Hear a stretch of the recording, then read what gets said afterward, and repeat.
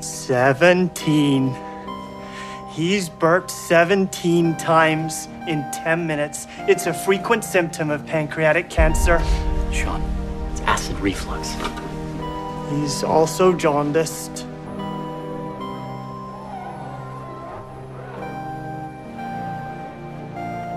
Do a CBC, CMP, amylase lipase, CA19-9 levels, and CT abdomen pelvis pancreatic protocol, and do not tell him why. You want me to lie? I don't want you to tell the truth. He has pancreatic cancer. Stage 3. Would it be okay if we spoke someplace more quiet? You need someplace quiet to tell me I have acid reflux?